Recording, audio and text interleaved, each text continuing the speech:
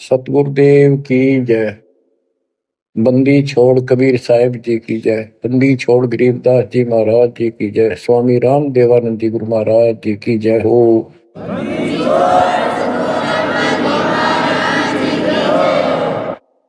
सर्व संतों की जय, सर्व भक्तों की जय, धर्मी पुरुषों की जय। श्री काशी धाम की जय, श्री सुडानी धाम की जय, श्री क्रोथा धाम की जय, श्री बरवाड़ा धाम की जय। सत साहिब। बच्चों, परमपिता परमात्मा की असीम रजा आपके ऊपर। ये संसार का मेला सदा नहीं रहेगा। गरीब मेले में जाकर देखे बहुत उपंग, और शाम को खाली घर गए कछु ना चला संगे। गरीब ऐसा मेला जगत का, समझ बूझ रे हंस, बिना बंदगी लुटेगा। तेरा तन मन हो विध्वंस, तेरा सर्वनाश हो जाएगा भक्ति ठीक ना करी तो।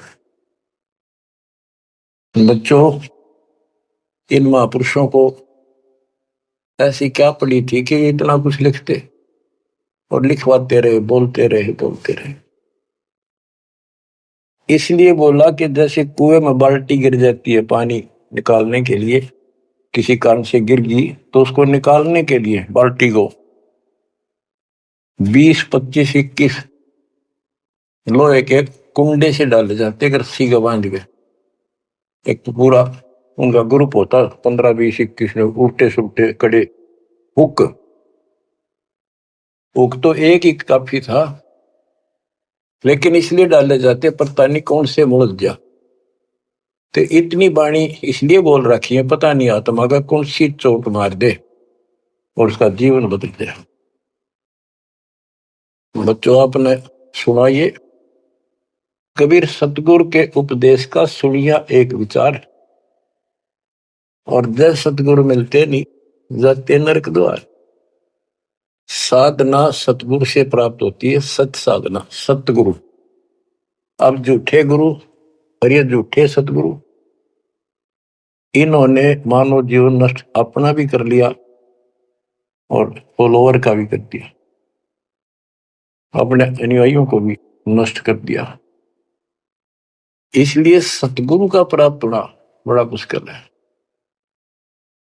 जैसे गीता अध्याय 7 श्लोक 19 में प्रमाण है कि बहुत बहुत जन्मों के किसी अंत के जन्म में ये ज्ञानी आत्मा मेरी भक्ति करते हैं, गीता बोलने वाला कहता है।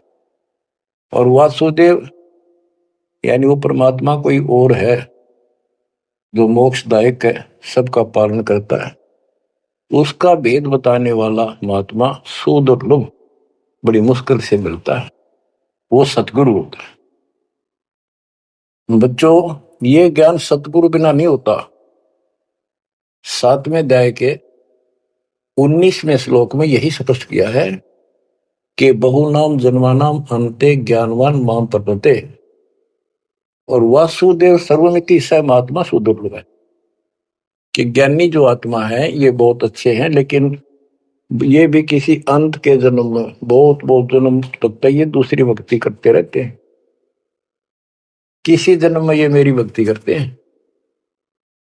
और वासुदेव सर्वमिति यानी वो परम अक्षर ब्रह्म, जो गीता अध्याय 7 के श्लोक 29 में अर्जुन को बताया गीता बोलने वाले ने, कि जो केवल जरा और बल से छूटने के लिए प्रयत्न करते हैं, वे तत्ब्रह्म को, सारे अध्यात्म को, सब कर्मों से परिचित हैं, उनको जानते ठीक से। 8वें के 1 में अर्जुन ने प्रश्न किया, वो तत्ब्रह्म क्या? 8वें के 3 में उत्तर दिया, परम अक्षर ब्रह्म है। वो गीता बोलने वाले से न्यारा है। और 5 और 7 में अपने बारे में बताई, मेरी भक्ति करो मुझे प्राप्त हो गए, युद्ध करना पड़ेगा। और गीता अध्याय 8 के 8, 9, 10 में स्पष्ट कर दिया, उस सच्चिदानंद ब्रह्म की, परम अक्षर ब्रह्म की जो भक्ति करता है उसको प्राप्त होता है। वही सबका धारण पोषण करने वाला और सबका साथी है, दुख दूर करने वाला है। और गीता अध्याय 15 के श्लोक 16, 17 में आपको बताई दिया। 16 में सरपुरुष, अक्षर पुरुष, ये 2 पुरुष हैं संसार में। सरपुरुष 21 ब्रह्मांड का स्वामी है और अक्षर पुरुष ये 7 संघ ब्रह्मांड का स्वामी है। ये और इनके जितने अंतर्गत प्राणी हैं सब नाशवान। और आत्मा तो किसी की भी ना मरती, कुत्ते गधे की भी ना मरती, पशु पक्षी की भी नहीं मरती, वो बात अलग है। गीता अध्याय 15 श्लोक 17 में स्पष्ट कर दिया है कि उत्तम पुरुष है दोनों से अलग है, अन्य है पुरुषोत्तम, उसी को भगवान कहते हैं। है विचार करो, परमात्मा उसी को कहते हैं। श्रेष्ठ आत्मा वही है। या मां न मार दे, बेटे न मार दे, बाप न मार दे, सारे परिवार ने काट दे सेकंड में। एक्सीडेंट में कति कचू मर निकले देखे, छक्का रोना आवा, फिर करें क्या? आपने मर जाओ तो अलग बात है, जमान नाश हो जाए दूसरे मर वो भी तेरा दुख आवे, कति कालजा कांप जाए देखे पास नष्ट हो जाते कति। तो इसको परमात्मा कहते हो जहां तुम रह रहे हो। 21 ब्रह्मांड में आग लगी है, कृत्रिमबाजी सब ठगी है। तो परमात्मा सतपुरुष कबीर साहब है। सतलोक में ना मौत है, ना वृद्धोस्था है, ना काल मृत्यु है, ना कोई फ्लड है, ना गर्मी है, ना सर्दी है, ना कोई रोग है, ना शोक है। तो गीता अध्याय 4 श्लोक 32 में कहा है कि एक तत्व ज्ञान है जो खुद भगवान अपने मुख से आकर बोलता है, उस परमात्म तत्व की जानकारी देता हूं, अपनी जानकारी आप ही बताता है।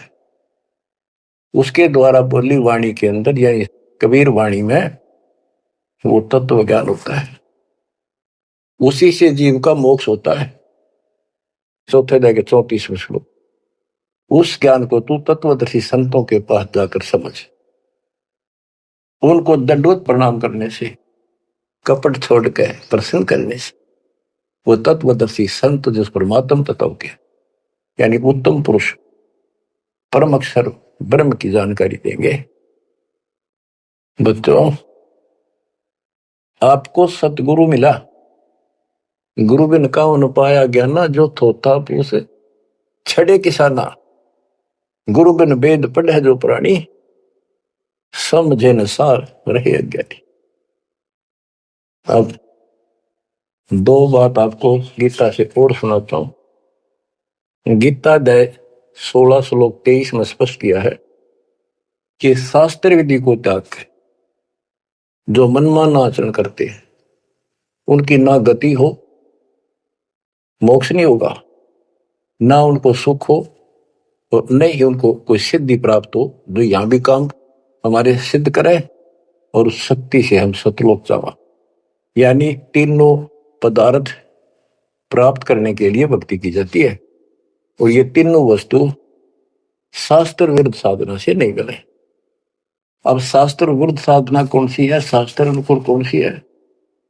जो हमारे ग्रंथों में, कौन से ग्रंथ? गीता और वेद, बस ये गॉड गिवन है। वेद प्योरली, गीता इनका सारांश है। सारांश निकालने वाला यो काल ब्रह्म है।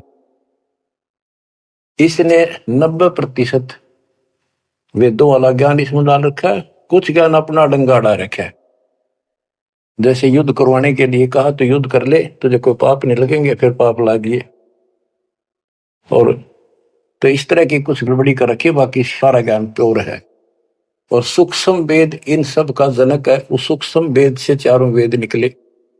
सूक्ष्म वेद मालिक ने ब्रह्म को दिया, ब्रह्म ने अपनी बकवाद के कारण, दुष्टता के कारण उसमें से मेन चीज निकाल दी, केवल अपने तक का ज्ञान रख लिया। इसमें ज्ञान तो ऊपरले भगवान का भी है, पर साधना नहीं छोड़ी, वह भक्ति नष्ट कर दी। केवल ओम नाम का जाप है। अगर वेदों में वर्णित विधि से भी ठीक से जाप करें तो कम से कम ये ब्रह्मलोक तो चले जा। इसको भी छोड़कर नीचे मंडी मसाणी हो पाएंगे, ये तीनों देवताओं की भक्ति तक आश्रित होंगे, तो यहां गड़बड़ी होगी।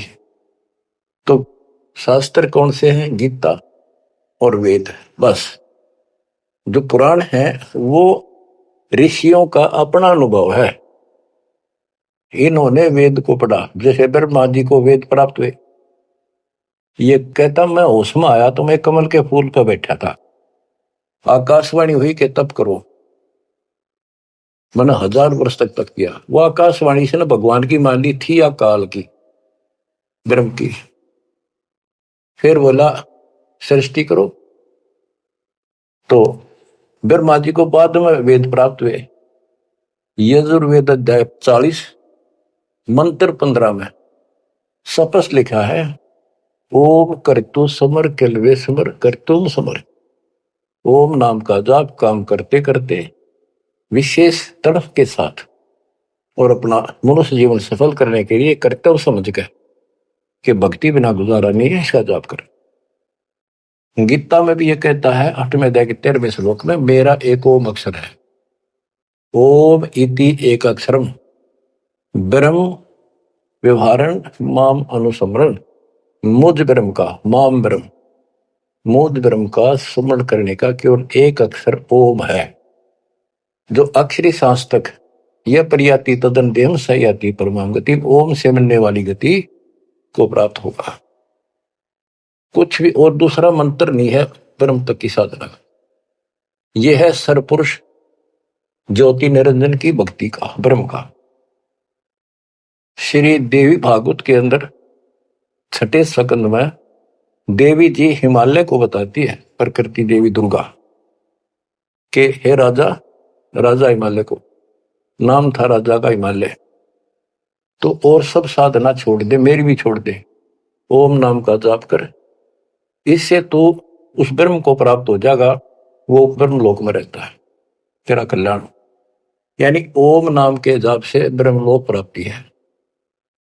इन स्वर्गों से तो काफी अच्छा है, लेकिन वहां से फिर आना पड़ता है। 8वें अध्याय के 16वें श्लोक में स्पष्ट रखा है कि ब्रह्मलोक में गए हुए भी पुनर्जन्म में आते हैं, पुनरावृत्ति में है। तो यह भक्ति भी ठीक नहीं। इसलिए गीता अध्याय 7 श्लोक 18 से अनुत्तम कहा है, जिसमें जन्म मरण बना हुआ है तो भक्ति ठीक नहीं है। गीता अध्याय 17 श्लोक 23 में कहा है कि उस सच्चिदानंद घन ब्रह्म यानी परम अक्षर ब्रह्म की भक्ति का, उसकी प्राप्ति का केवल ओम तत्सत जो 3 मंत्र का जाप है। इसके बाद बच्चों गीता एक शास्त्र है, बड़ा तरतीवाइज ज्ञान है इसमें, सीरीज में। गीता अध्याय 3 श्लोक 10 से लेकर 15 तक का है कि ये 5 यज्ञ करो, इन युगों से तुम्हारे ये कहते हैं ये देवता उन्नत होंगे और उन्नत हुए देवता तुम्हें उन्नत करेंगे। यानी 15वें अध्याय के प्रथम श्लोक में गीता में स्पष्ट किया है। 1 से 3 का सारांश है, ऊपर को जड़ वाला, नीचे को तीनों गुण रूपी शाखा वाला, ये संसार रूपी उल्टा लटका हुआ वृक्ष है, पेड़ है, संसार रूपी वृक्ष है। और इसकी तो सभी पार्ट्स को, सभी विभागों को न्यारे न्यारे भिन्न भिन्न बता देगा सवेदवित वो तत्वदर्शी शब्द है। 600 साल पहले परमेश्वर कबीर जी ने स्वयं बताया था कि क्योंकि वो सतगुरु भी है, वो सतपुरुष भी है, वो एक अच्छे भगत का रोल भी करते हैं। कबीर अक्षर पुरुष एक पेड़ है, जमीन से बाहर दिखाई देता उसको पेड़ बोलते, वहां से वर्णन शुरू किया। अक्षर पुरुष एक पेड़ है, निरंजन वा की डार सर पुरुष, और तीनों देवा शाखा है, ये पात्र सब 1 के श्लोक में स्पष्ट कर दिया। तो वो तत्वदर्शी संत थे। उस मालिक ने जो ज्ञान बोला वो दास के पास प्राप्त है। वर्तमान में तत्वदर्शी संत दास के अतिरिक्त इस पृथ्वी पर नहीं है, या चाहे बड़ाई समझो चाहे सच्चाई समझो। अब गीता अध्याय 3 में यज्ञ करने को प्रावधान किया है कि तुम यज्ञ करो, और तीसरे अध्याय के 14-15 में स्पष्ट किया मंत्र में श्लोक में कि ब्रह्म की उत्पत्ति परमात्मा से हुई है, और उस परमात्मा को यज्ञों में प्रतिष्ठित करो, इष्ट रूप में उसको पूजो, उसको इष्ट मानकर फिर धर्म यज्ञ करो। ऐसा गुरु मिला है, जैसे 7वें अध्याय के 19वें श्लोक बताया कि ऐसा महात्मा बड़ा सुदुर्लभ है जो बताओ कि वो उस परमात्मा की भक्ति करो, उस सारे विधान को भी जानता होता है, उस वासुदेव सारी सृष्टि के मालिक की भक्ति बताता है। तो उसको इष्ट रूप में मानकर उसकी पूजा करो। जैसे हम पौधा लाए आम का नर्सरी से, जमीन में गाड़ा, जड़ों में पानी डाला, पेड़ बना, उसकी सिंचाई विधिवत हुई। तो इसी प्रकार शास्त्र विधि अनुसार साधना करने से जो भक्ति रूपी पौधा यानी यज्ञ, 500 यज्ञ और नाम सुमरण, ये इस भक्ति रूपी पौधे को सिंचाई करके बड़ा बनाने के लिए पेड़ बनाने की विधि है। तो इसके बाद और कोई साधना नहीं बता रखी इसने। ये है वो शास्त्र अनुकूल साधना, शास्त्र विहित, शास्त्र में वर्णित है, एक शास्त्र विरुद्ध होती है। तो शास्त्र रहित साधना इसके अतिरिक्त है। ये है वो साधना जिसको हम करते हैं, जिससे लाभ होगा। इसके अतिरिक्त गीता अध्याय 9 श्लोक 25 में स्पष्ट किया है, जो भूत पूजते हैं भूतों को प्राप्त होंगे, पितर पूजते हैं पितरों को प्राप्त होंगे, देवताओं की भक्ति करते हैं देवताओं को प्राप्त होंगे, ये उनके लोक में जाएंगे, नौकर बनेंगे। जो मेरी भक्ति करता है वो मुझे प्राप्त होगा। इससे स्पष्ट कर दिया गीता बोलने वाले ने भी, श्राद्ध निकालना, 13वीं क्रिया, गंगा में अस्थि बहाना, और फिर महीना वर्षी करना, पिंड भराने, ये सारे शास्त्र विरुद्ध है। और बच्चों कितना गजब का प्रमाण है, पुराणों से ले लो। मार्कंडे पुराण में एक रोच्य ऋषि की कथा है, रुचि ऋषि की। वैसे रोच्य ऋषि का जन्म की कथा, वो रोच्य ऋषि का पिता था रुचि ऋषि। उसने वेदों को ठीक से समझा, वो ज्ञानी आत्मा था, वेदों अनुसार साधना कर रहा था, ओम का जाप करता था और उदार था, समर्पित था। ना कोई आश्रम बनाया, ना ब्याह करवाया, जंगल में अपना भक्ति करता था। 40 साल की उम्र होगी जब उसके पिता, 3 दादा, पहले दादा पर दादा, फिर तीसरा दादा दिखाई दिए। आकाश मंडल से आवाज आई, ऊपर देखा, वो चारों नजर आ रहे। उन्होंने कहा, बेटा रुचि, तूने ब्याह क्यों नहीं कराया? हम दुख पा रहे हैं, हम पितर बने हुए हैं, शादी कराओ, हमारे श्राद्ध निकालो, कर्म कांड करो। अब रुचि ऋषि कहता है कि हे पितामहो, वेद में तो इस कर्म कांड को अविद्या बताया, मूर्खों की भक्ति, गलत, शास्त्र विरुद्ध, ये नहीं करनी चाहिए। फिर आप मुझे क्यों धकेल रहे हो इस नरक में? इस बात को पितर भी मानते हैं, क्योंकि ये सारे ब्राह्मण थे, ऋषि थे, वेद पढ़ रखे थे, पर वेद पढ़ने पर भेद ना जाने, बातें पुराना ठारा और पत्थर की पूजा करे, बोलिए सर्जनारा। ये कर्म कांड करा करते, पढ़ा करते वेद। गरीबदास जी कहते, तुम्हारी बात वेद के खिलाफ है रे, तुम जो क्रिया करते हो ये भी वेद के विपरीत है। तो बच्चों, फिर वो मानते हैं, कहा बेटा तेरी बात सही है, वेदों में ऐसा ही लिखा है, फिर हम दुख पा रहे हैं, हमारी तरफ देख, हमारा कल्याण करा, हमारे श्राद्ध कर, हम भूखे मर रहे हैं। अब रुचि ऋषि में मोह आ गया, काल ने जाल कित डाला, ब्याह करवाया, फिर उनके कर्म कांड किए, आप नरक में और बेटे नौर घसीट ले गए। बच्चों, ये तो पुराणों की बता रहा हूं आपको। अब बच्चों, गीता अध्याय 7 श्लोक 12 से 15 की आपको बता रखी, बहुत बार फिर बताता हूं कि तीनों गुणों, रजगुण ब्रह्मा, सतगुण विष्णु, तमगुण शिव जी के द्वारा जो कुछ हो रहा है। रजगुण ब्रह्मा से उत्पत्ति और सतगुण विष्णु जी से जीवों की सतीथी, मोह ममता, एक दूसरे में जकड़े बैठे रहे, और शंकर जी मार रहे हैं, इसका निमित्त मैं हूं। और फिर कहता है, जो इन तीनों गुणों त्रिगुणमय माया तक ही सीमित है, इन्हीं की भक्ति में उलझ रहे हैं, और बात सुनने को तैयार नहीं है, और राक्षस स्वभाव को धारण किए हुए मनुष्यों में नीच दूषित कर्म करने वाले मूर्ख मुझे नहीं बचते। आपने बताई 7वें अध्याय के 16 से 18 4 प्रकार के व्यक्ति मेरी भक्ति करते हैं। आर्थ, जो संकट निवारण के लिए, वेद मंत्रों से ही साधना करते हैं, और अर्थार्थी धन लाभ के लिए, जिज्ञासु वक्ता बनने के लिए, और ज्ञानी केवल कल्याण चाहते हैं। तो वो ज्ञानी मुझे अच्छे लगते हैं क्योंकि वो ब्रह्मा विष्णु महेश से ऊपर उठ लिए।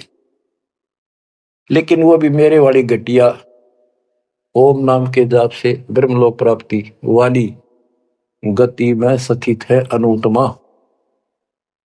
तो बच्चों समझो, गुरु बिन काऊ न पाया ज्ञाना, ज्यों थोथा भूसड़े किसाना। गुरु बिन वेद पढ़े जो प्राणी, समझे न सार रहे अज्ञानी। तो वेद सूक्ष्म वेद है, वो इन चारों वेदों का पिता है, और गीता एक गजब का निष्कर्ष निकाला हुआ शास्त्र है। अब गीता अध्याय 16 श्लोक 23 का वर्णन शुरू हुआ था, वहीं आता हूं। इसमें लिखा कि शास्त्र विधि को त्याग कर जो मनमाना आचरण करते हैं, उनको ना सुख हो, ना सिद्धि प्राप्त हो, और ना उनकी गति हो। 24वें श्लोक में कहा है 16वें अध्याय के, इससे तेरे लिए अर्जुन कर्तव्य और अकर्तव्य की व्यवस्था में शास्त्र ही प्रमाण है, उनमें जो लिखा वैसे करो और सब त्याग दो। अब बच्चों, गीता अध्याय 17 में अर्जुन ने पूछा प्रथम मंत्र में, क्योंकि वो कृष्ण मानता था उसको, बोल उकाड़ रहा था, श्री कृष्ण का शरीर यूज कर रहा था।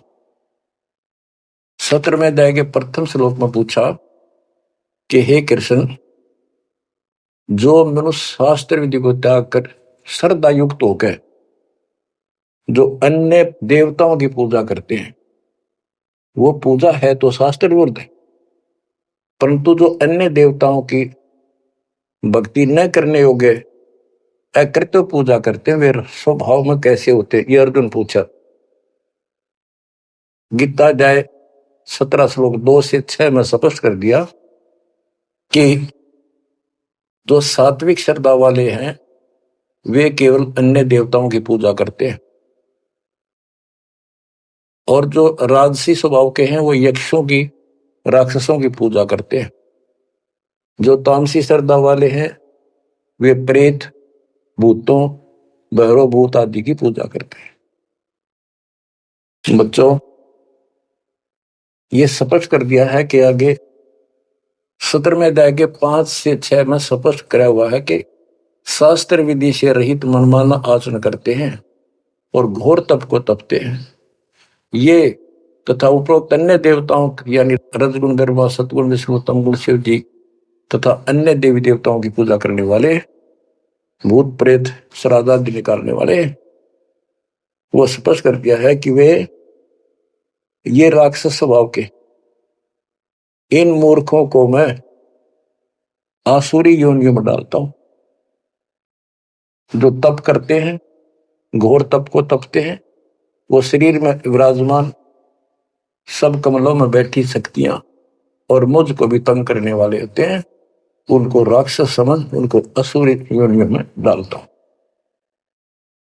बच्चों, कमाल की बात है, गीता कहती है तप नहीं करना, अन्य उपासना नहीं करनी, इतनी करनी जो इसमें दास ने वर्णन कर दिया, ये साधना बस, नथिंग एल्स। और बच्चों, ये काल ने कहा था ना परमात्मा से, जब परमात्मा काल के लोक में तपस्या के ऊपर दुख वाले जीवों के पास आए, उनको सारी बात बताई, उनका दुख